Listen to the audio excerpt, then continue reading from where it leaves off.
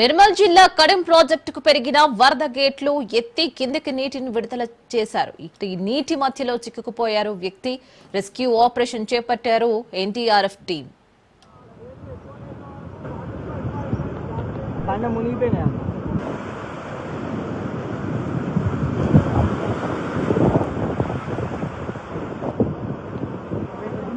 అంతే అంతే పైన మునిగిపోయినాయి అన్న.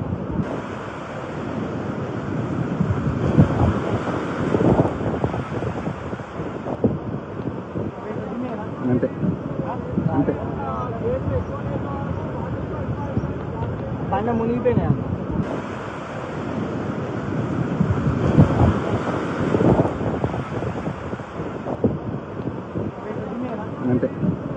అంతే పైన మునిగిపోయినాయి అన్న.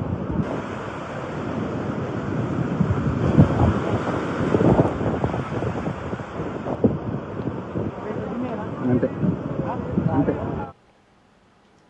ఇటు నిర్మల్ జిల్లా కడెం ప్రాజెక్టుకు పెరిగిన వరద నీళ్లు గేట్లు ఎత్తి కిందకి నీటిని విడుదల చేసిన టైంలో నీటి మధ్యలో చిక్కుకుపోయినారు ఒక వ్యక్తి. ఇటు రెస్క్యూ ఆపరేషన్ చేపట్టారు ఎన్డీఆర్ఎఫ్ టీమ్.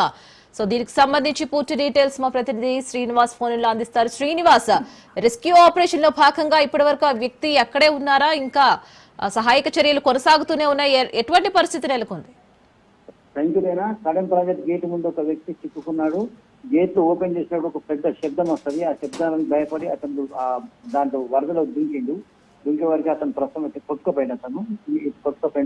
అతను కడెం మండలం ఖన్నాపూర్ గ్రామానికి చెందిన గంగాధర్ గారు గుర్తించారు. ఇక్కడ అయితే గేట్లు ఓపెన్ చేసినప్పుడు ఆయన మధ్యలో ఉండే అతను చిక్కుకున్నాడు.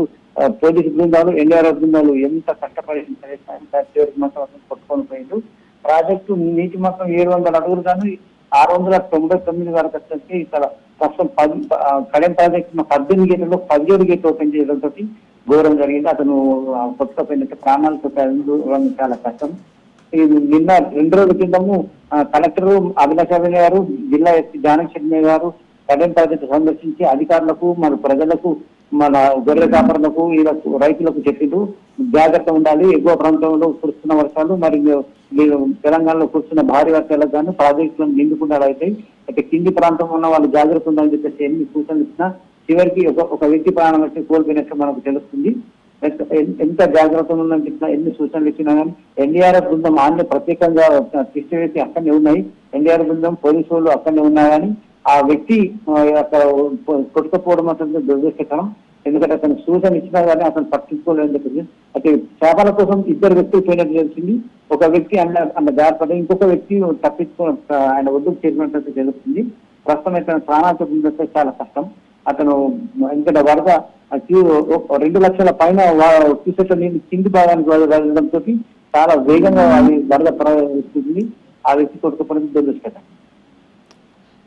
Right, thank you Srinivas.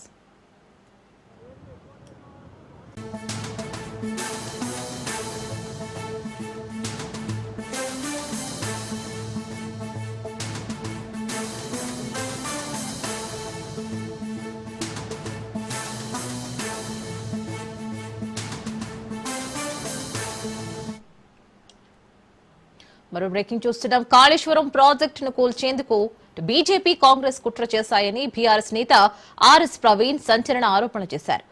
KCR పై రాజకీయ విద్వేషం పెంచుకున్న సీఎం రేవంత్ రెడ్డి, బండి సంజయ్, కిషన్ రెడ్డిలు అసాంఘిక శక్తులుగా వ్యవహరించారని మాజీ ఐపీఎస్ అధికారి ఘాటు వ్యాఖ్యలు చేశారు. కాళేశ్వరంలోని మేడిగడ్డ ప్రాజెక్టు కుంగినప్పుడు అధికారులు ఇచ్చిన ఫిర్యాదు ఆధారంగా కుట్రాకోణం నేపథ్యంలో విచారణ కోసం సిట్ వేయాలని ప్రవీణ్ డిమాండ్ చేశారు. ఒక్క పేపర్ మాత్రమే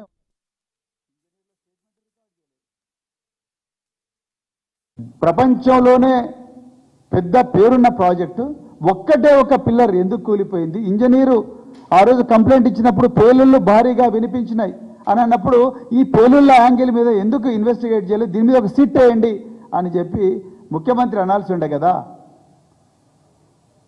ఆ విధంగా అనకుండా దాన్ని పక్కకు పెట్టి ఈ రోజు వరకు కూడా నేను పోలీస్ అధికారులతో కూడా మాట్లాడినా. ఇప్పటి వరకు కూడా crime number 174/2023 of Mahadevpur police station ఇప్పటి వరకు కూడా ఒక్క పేపర్ మాత్రమే ఉన్నది.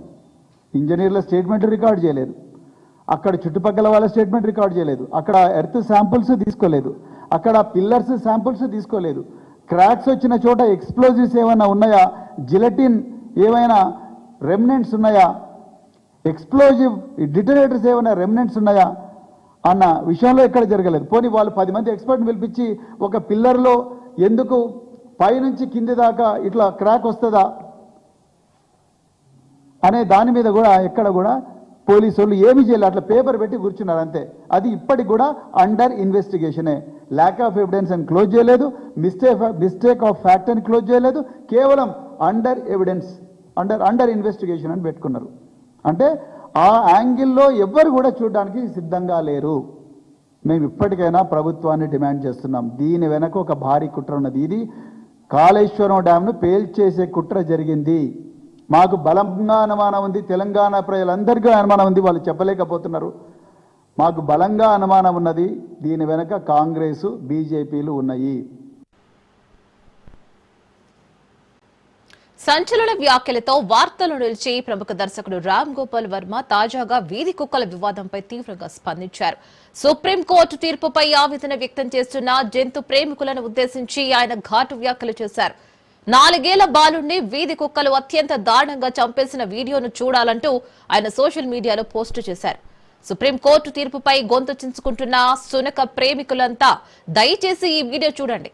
పట్టపగలు నగర నడిబొడ్డున 4 ఏళ్ల బాలుడిని వీధి కుక్కలు ఎలా చంపేశాయో ఇందులో ఉంది అంటూ వర్మ తన పోస్టులో పేర్కొన్నారు.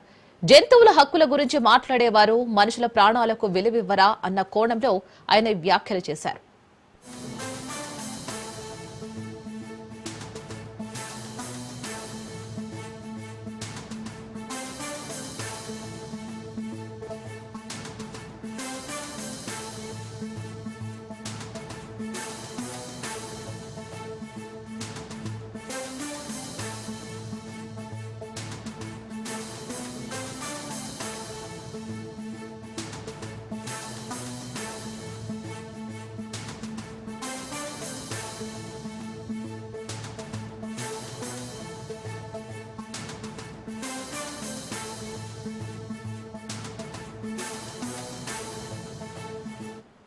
తెలుగు రాష్ట్రాల్లో సంచలనం సృష్టించిన సృష్టి ఫెర్టిలిటీ కేసు విచారణలో ప్రధాన నిందితురాలు డాక్టర్ నమ్రత ఇచ్చిన కన్విక్షన్ రిపోర్టులో సంచలన విషయాలు బయటకు వచ్చాయి.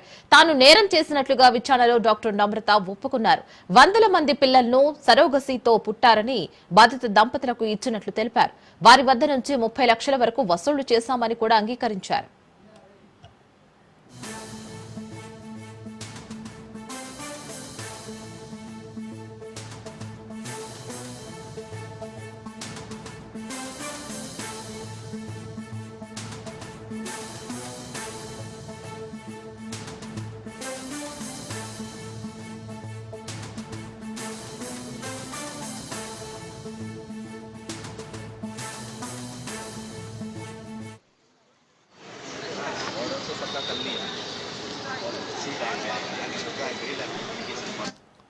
సృష్టి ఫెర్టిలిటీ కేసులో భాగంగా డాక్టర్ నమ్రత క్రిమినల్ కన్ఫెషన్ రిపోర్టులో కీలక అంశాలు బయటకు వచ్చాయి. డాక్టర్ నమ్రత అసలు పేరు అట్లూరి నీరజ అని విచారణలో వెల్లడైంది. డాక్టర్ నమ్రత పేరుతో అట్లూరి నీరజ సరోగసి వ్యవహారాలన్నీ నడిపించారు. విశాఖపట్నంలోని ఆంధ్ర మెడికల్ కాలేజీలో ఆమె మెడిసిన్ చేసినట్లుగా గుర్తించారు. ఇదే కాలేజీలో 1988 బ్యాచ్ మేట్స్ తో సైతం ఆమె సరోగసి దందా చేయించినట్లుగా బహిర్గతమైంది. నకిలీగా పెట్టుకున్న నమ్రత పేరుతో ఆమె ఈ అక్రమాలకు పాల్పడినట్లుగా తేలింది. 2007లో సికింద్రాబాద్ ఫెర్టిలిటీ సెంటర్స్ ప్రారంభించినట్లుగా కూడా తెలిపారు.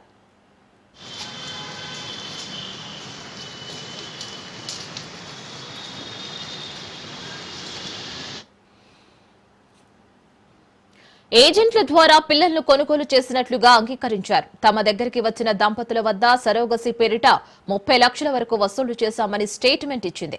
అదేవిధంగా అబార్షన్ కోసం వచ్చే గర్భిణీలను డబ్బు ఆశ చూపామని, ప్రసవం అయ్యాక వారి నుంచి పిల్లలను కొనుగోలు చేసినట్లుగా కూడా తెలిపింది. అలా ఎంతో మంది పిల్లలు లేని దంపతులను మోసం చేశామని, సరోగసి ద్వారానే పిల్లలను పుట్టించినట్లుగా నమ్మించామని డాక్టర్ నమ్రత వాగ్మూలం ఇచ్చింది. పిల్లల కొనుగోలులో సంజయ్తో పాటు సంతోషి కీలకంగా వ్యవహరించినట్లుగా తెలిపింది. తన రెండో కుమారుడు లీగల్ గా సహకరించేవాడని నమ్రత వెల్లడించింది. విశాఖపట్నంలో ఆసుపత్రి ప్రారంభించి పిల్లలు లేని దంపతుల నుంచి 20 నుంచి 30 లక్షలు వసూలు చేసినట్లుగా కూడా అంగీకరించారు.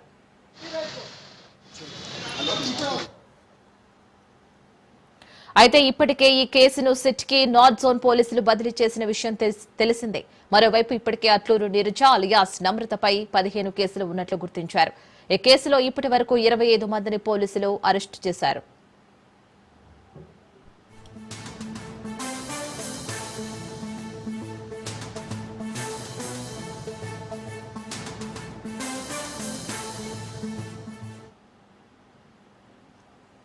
తెలంగాణ వ్యాప్తంగా యూరియా కోసం రైతులు ఆందోళన చేపట్టారు. యూరియా కొరతతో రైతన్నలు తీవ్ర ఇబ్బందులు పడుతున్నారు.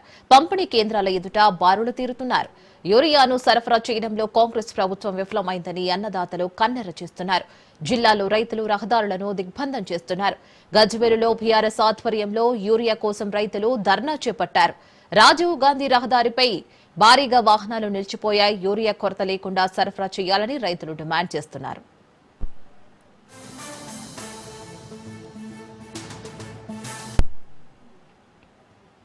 ఇక ఇవి ఇప్పుడు వరకు బులెటిన్ అప్డేట్స్. మరిన్ని అప్డేట్స్ కోసం stay tune to Raj news.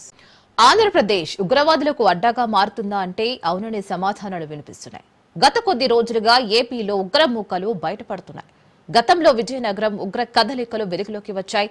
తాజాగా శ్రీ సత్యసాయి జిల్లా ధర్మవరంలో ఉగ్రవాదుల కదలికలు కలకలం రేపాయి.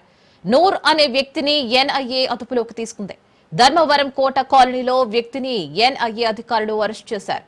ఓ హోటల్లో నూర్ వంట మనిషిగా పనిచేస్తున్నట్లు అధికారులు గుర్తించారు. ఉగ్రవాదులతో నూర్ సంబంధాలపై ఎన్ఐఏ ఆరా తీస్తోంది. నూర్ నివాసంలో 16 సిమ్ కార్డులు స్వాధీనం చేసుకున్నారు. నూర్ సోషల్ మీడియా అకౌంట్లపై ఎన్ఐఏ ఫోకస్ చేసింది.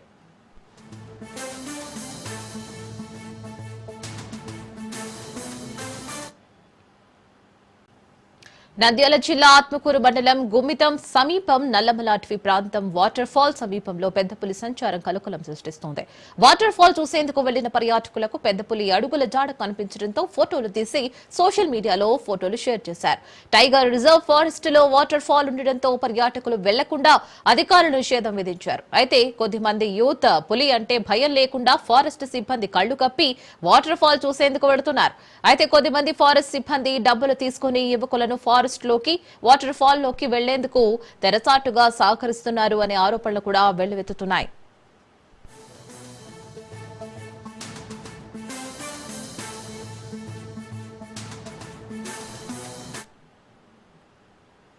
మంచిర్యాల జిల్లా జన్నారం మండలం రోటిగూడ గ్రామానికి రాకపోకలు నిలిచిపోయాయి. ఆ ఊరు జనాభా 1900 మంది, ఓటర్లు 1500 మంది ఉంటారు. ఊరుకు వెళ్లే దారిలో గీతామాత టెంపుల్ దగ్గర ఉన్న ఓ లెవెల్ బ్రిడ్జ్ చిన్న వర్షానికే మునిగిపోవడంతో రాకపోకలు నిలిచిపోయాయి. ఇక భారీ వర్షాలకు అయితే 2-3 రోజులు ఆ ఊరితో బయటి ప్రపంచానికి సంబంధాలు తెగిపోతాయి. ఏదైనా అత్యవసర సమస్య వస్తే ఇక అంతే సంగతులు. తమ గ్రామానికి సరైన రహదారి సౌకర్యం కల్పించాలని గ్రామస్తులు ప్రభుత్వాన్ని కోరుతున్నారు.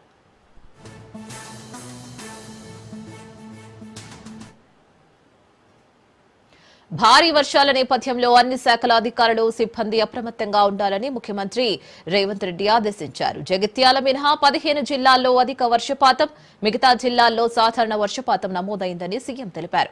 నిజామాబాద్, సంగారెడ్డి, మెదక్, వికారాబాద్, జయశంకర్, భూపాలపల్లి, ములుగు, భద్రాద్రి, కొత్తగూడెం, ఖమ్మం జిల్లాల్లో మోస్తారు నుంచి భారీ వర్షాలు కురిసే అవకాశం ఉంది అని వాతావరణ శాఖ సూచనల నేపథ్యంలో ముఖ్యమంత్రి రేవంత్ రెడ్డి శనివారం ఉదయం ఉన్నతాధికారులతో మాట్లాడారు. వర్షాల ప్రభావం ఎక్కువగా ఉండే జిల్లాల్లో ఎస్డీఆర్ఎఫ్, ఎన్డీఆర్ఎఫ్ బృందాలను ముందుగానే మోహరించామని, వారు కలెక్టర్లతో సమన్వయం చేసుకుంటూ సహాయక చర్యలు చేపడతారని సీఎం తెలిపారు.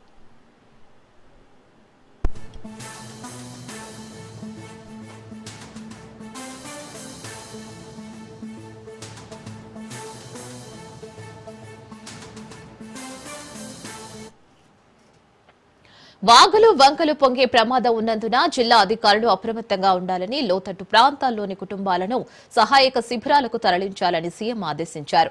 నిరంతరాయంగా వర్షాలు కురుస్తున్న నేపథ్యంలో వర్షపు నీరు నిల్వ ఉండి దోమలు, ఇతర క్రిమి కీటకాలు విజృంభించి అంటువ్యాధులు ప్రబలయ ప్రమాదం ఉన్నందున నగర పురపాలక గ్రామ పారిశుద్ధ్య సిబ్బంది ఎప్పటికప్పుడు పారిశుద్ధ్య పనులు చేపట్టాలని సీఎం ఆదేశించారు. వైద్య ఆరోగ్య శాఖ తగినంత మందులు అందుబాటులో ఉంచుకోవాలని, అవసరమైన చోట్ల వైద్య శిబిరాలు ఏర్పాటు చేయాలని సీఎం సూచించారు.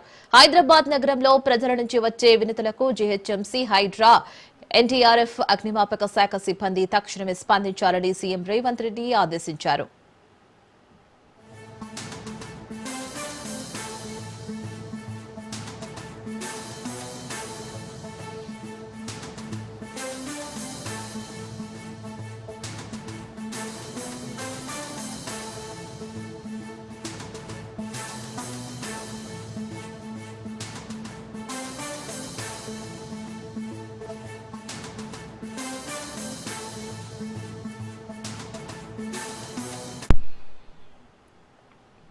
ములుగు జిల్లా వ్యాప్తంగా రాత్రి నుంచి ఎడతెరిపి లేకుండా కురుస్తున్న భారీ వర్షాలకు వాగులు వంకలు పొంగి పొరలుతున్నాయి. వెంకటాపురం మండలంలో కంకల వాగు, బల్లకట్టు వాగు, కుక్కతొర్రె వాగులు ఉధృతంగా ప్రవహిస్తున్నాయి. రాత్రి నుంచి ఎడతెరిపి లేకుండా కురుస్తున్న భారీ వర్షానికి పంట పొలాలు నీట మునిగాయి. కంకల వాగు ఉధృతంగా ప్రవహించడంతో ఏజెన్సీ గ్రామాలు రాచవెళ్లి, మొట్లగూడెంకి రాకపోకలు నిలిచిపోయాయి. అంకన్నగూడెం పుష్కర ఘాట్ దగ్గర గోదారమ్మ పరవళ్లు తొక్కుతోంది. వాజేడు మండలంలో ఎగువన కురుస్తున్న వర్షాలతో బొగతా జలపాతం ఉధృతంగా ప్రవహిస్తోంది. టేకులగూడెం సమ్మక్క సారక్క బ్యారేజ్ దగ్గర గోదావరి ఉధృతంగా ప్రవహిస్తోంది.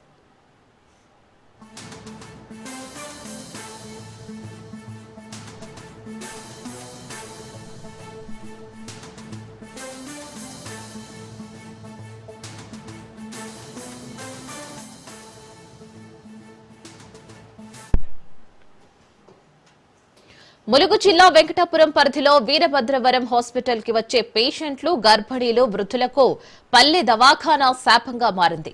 వర్షాకాలం వస్తే దవాఖానా చుట్టూ వరద నీరు నిలవడంతో పేషెంట్లు, వృద్ధులు, గర్భిణీలు హాస్పిటల్ కి వెళ్లాలంటే చాలా ఇబ్బందులు పడాల్సి వస్తుంది.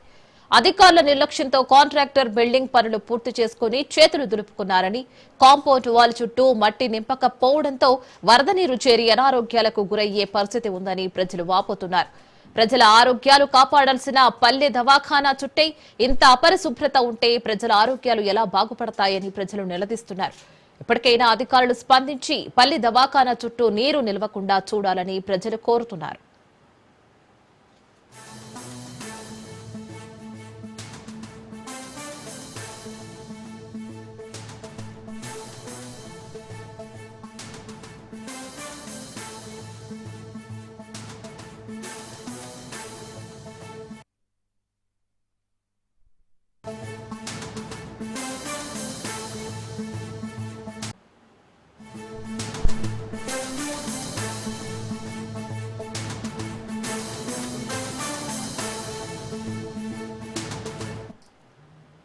మరో బ్రేకింగ్ చూస్తున్నాం. పోలవరం ప్రాజెక్టు ఎగువ కాపర్ డ్యాం డ్యామేజ్ అయింది.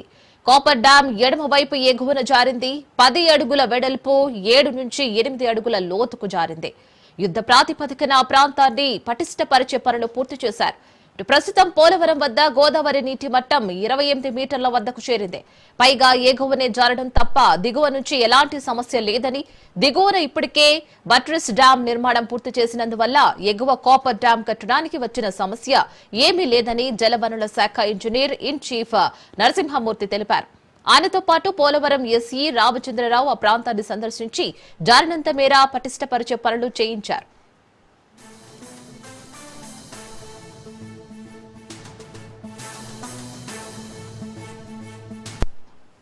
సో దీనికి సంబంధించి పూర్తి డీటెయిల్స్ మా ప్రతినిధి మురళి ఫోన్ లో అందిస్తారు. మురళి, రీనా, పోలవరం ప్రాజెక్టు నిర్మాణం పనులు ఫస్ట్ నుంచి నాసిరకంగా జరుగుతుందని చెప్పేసి వాదనలు వినిపిస్తూనే ఉన్నాయి. ఆ నేపథ్యంలోనే ప్రతిసారి ఏదో ఒక అవాంతరం జరుగుతూనే ఉంది.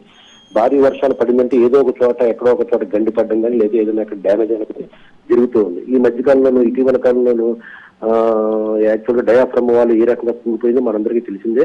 డయాఫ్రమ్ వాళ్ళు దాని ప్రతిష్ఠత కోసం ఏర్పాటు చేసే ఈ కాపర్ అప్పర్ లోయర్ కాపర్ డ్యామ్లు అని చెప్తూ ఉంటారు. ఈ ఇందులోనూ ఎగువ కాపర్ డ్యామ్ సంబంధించిన నిర్మాణం పనుల్లోనూ అంటే గతంలో 2022లోనూ బాగా భారీ స్థాయిలో ఫ్లడ్స్ వచ్చినప్పుడు అక్కడ కొద్ది గ్యాప్ ఉన్న వల్ల ఆ గ్యాప్ తోటి కొట్టుకుపోవడంతో అప్పుడు డ్యామేజ్ ఏర్పడింది. దాన్ని వెంటనే జగన్మోహన్ రెడ్డి ప్రభుత్వంలో ఉన్న సమయంలో జరిగిన సంఘటన ఇది. అప్పుడు దీన్ని పూర్తి స్థాయిలో పటిష్టం చేసి ఆ ఎగువ పేపర్ డ్యామ్ ని కొద్దిగా వెడల్పు చేసి హైట్ పెంచి వెడల్పు చేసి అటు ఇటు వాహనాలు కూడా వెళ్ళే విధంగా కూడా ఏర్పాటు చేశారు. అయితే ఆ ప్రాంతంలోనే ప్రస్తుతం ఒక 10 అడుగుల మేర కొద్దిగా దిగిపోయిందని చెప్పేసి అధికారులు గుర్తించారు. అంటే శుక్రవారం నాడు ఉదయం జరిగిన సంఘటన. వెంటనే యుద్ధ ప్రాతిపదికన ఇరిగేషన్ అధికారులు చీఫ్ ఇంజనీర్ ఆధ్వర్యంలోని ఇరిగేషన్ అధికారులు దాన్ని గుర్తించారు. వెంటనే దాని నిర్మాణ పనులు దాన్ని పటిష్టపరిచే విధంగానే ఇటువంటి ఇబ్బంది పడకుండా ఉండే విధంగానూ దాన్ని నిర్మాణ పనులు కూడా పూర్తి చేశారు. అయితే దీనివల్ల ఎగువ కాపర్ డ్యామ్ వల్ల ఇక్కడ జరిగిన దాని వల్ల ప్రధాన డ్యామ్ కి ఏం నష్టం కలిగే విధంగా ఉండదు. అంటే ఈ నీటిని మళ్లించేందుకు ఏర్పాటు చేసే ఈ కాపర్ డ్యామ్ లు దిగువ కాపర్ డ్యామ్ లు నిర్మాణ పనులు ఫస్ట్ నుంచి లోపభూయిష్టంగానే ఉన్నాయని చెప్పేసి వాదనలు వినిపిస్తున్నాయి. అంటే మట్టి రాళ్లతో ఏర్పాటు చేసి ఈ డ్యామ్ ని కొద్దిగా పటిష్టంగా ఏర్పాటు చేయడం కానీ చేయలేదని చెప్పేసి వాదనలు వినపడుతున్నాయి. అయితే ప్రస్తుతం దిగువ డయాఫ్రమ్ వాల్ నిర్మాణం జరుగుతుంది. ఈ డయాఫ్రమ్ వాల్ నిర్మాణం జరగడం వల్ల దీనికైనా ఇబ్బంది కలుగుతుందని చెప్పేసి అక్కడ స్థానికులు కానీ కొంతమంది మాత్రం మళ్ళీ ఆందోళన వ్యక్తం చేస్తారు. అయితే అటువంటి ప్రమాదం ఏం లేదు, దీనికి పూర్తి స్థాయిలో రక్షణ ఏర్పాటు చేస్తామని చెప్తున్నారు. అయితే ఇప్పటికే పోలవరం ప్రాజెక్టు 28 అడుగుల వరకు మేర నీరు నిలిచిపోయి ఉంది. ఇంకా పెరిగితే వర్షాలు ఇంకా పెరిగే అవకాశం ఉందని చెప్తున్నారు వాతావరణ శాఖ అధికారులు. ఇంకా పెరిగితే నష్టం కలుగుతుందని చెప్పేసి కూడా అంచనాలు వేస్తారు. అయితే ఎటువంటి ఇబ్బంది లేదు, పూర్తి స్థాయిలో పటిష్టంగా ఉంది, పనులు జరుగుతున్నాయి. అయితే ప్రస్తుతం జరుగుతున్న వరదల వలన పనులు కొద్దిగా స్లో అవుతున్నాయి కాబట్టి, అంతేగాని దీనికి ఎటువంటి ఇబ్బంది లేదని చెప్పేసి ఇరిగేషన్ అధికారులు చెప్తున్నారు. అయితే ఏదేమైనా కానీ పోలవరం ప్రాజెక్టు ఈ రాష్ట్రానికి ప్రధానంగాను ఒక ఆర్థికంగాను లేకపోతే జాతీయ project.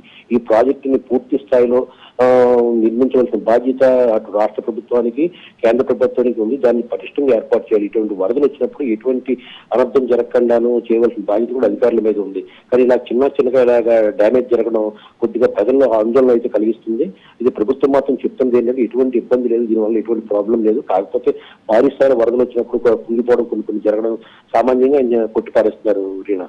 Right Murali, thank you for the update.